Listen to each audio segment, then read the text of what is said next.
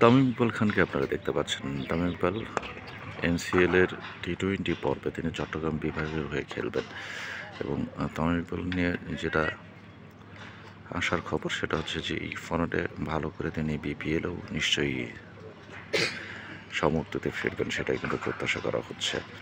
এনসিএলের যে 4 দিনের পর্বটা ছিল, অর্থাৎ 4 দিনের যে টুর্নামেন্ট ছিল, সেখানে কিন্তু তামিম ইকবাল খেলেননি। তবে এই পর্বটা অর্থাৎ টি-20 পর্বটা তিনি পুরোটাই খেলবেন সেরকম একটা আভাস পাওয়া গেছে, যদিও প্রথম দিকে শোনা গিয়েছিল যে তিনি 3 ম্যাচ 4 ম্যাচ খেলবেন। তবে পরবর্তীতে যেটা আমরা জানতে পেরেছি যে তিনি পুরোটাই খেলবেন এবং চট্টগ্রামকে একটা চ্যালেঞ্জ নিয়েছেন চট্টগ্রামকে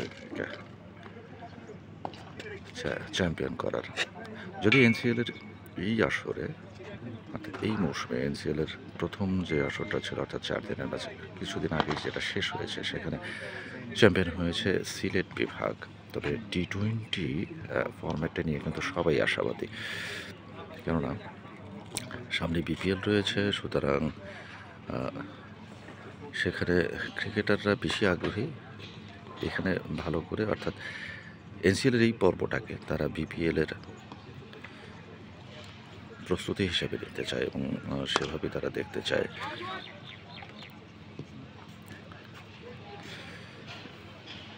এবং আরও একটা বিষয় সেটা হচ্ছে যে ফিটনেসের যে ব্যাপারটা, তামিম ইকবাল ফিটনেসের বাইরে ছিলেন। আমরা যেটা দেখতে পেয়েছি মিরপুরে কিন্তু অনেক অনুশীলন করেছেন, তিনি রানিং করেছেন, ব্যাটিং করেছেন এবং মূলত এনসিএলের এই প্রিপারেশনের জন্যই কিন্তু তিনি এই পরিশ্রমটা করেছেন এবং সবাই প্রত্যাশা করছে যে তামিম ভালো কিছু করবে।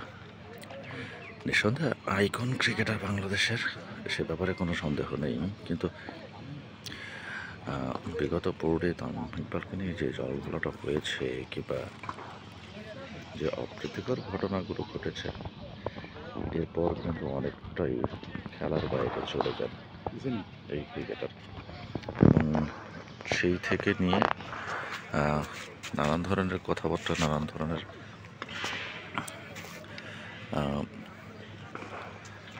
আলোচনা সমালোচনার শিকার হয়েছেন তিনি এবং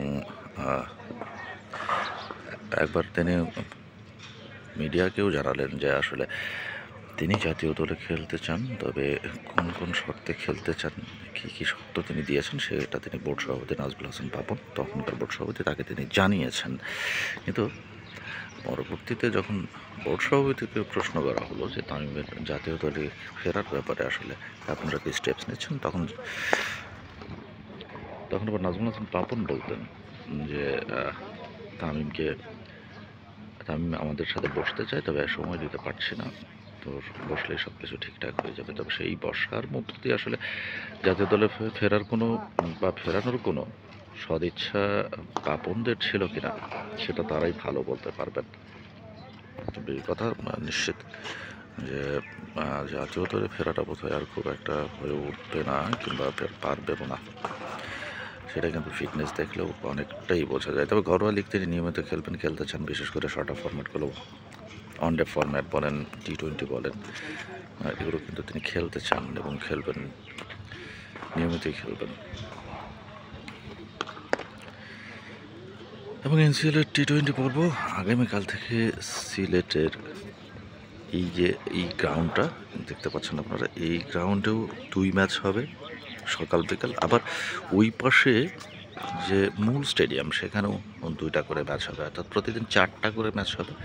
সেই 4টা ম্যাচে অংশ নেবে 8 দল, অর্থাৎ প্রত্যেকটা দলেরই প্রায় প্রতিদিনই খেলা রয়েছে এবং মাঝে অবশ্য 1-2 দিন করে বিরতিও রয়েছে। মোট কথা বিপিএলের মতো ক্রিকেট উৎসবের মতোই আরও একটা ক্রিকেট উৎসবই যেন হতে যাচ্ছে সিলেটে এবং সেই টি-20 পর্বে তামিম ইকবাল অংশ নেবেন, সেটা আগেই ঘোষণা করা হয়েছিল।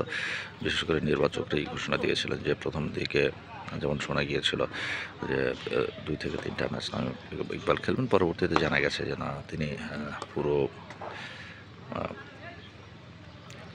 টুর্নামেন্টেই খেলতে চান চট্টগ্রাম চট্টগ্রাম বিভাগের হয়ে নিজ বিভাগ চট্টগ্রামের হয়েই আসলে মামুনুল ইকবাল এনসিএল খেলবেন তেমনটাই জানা গেছে।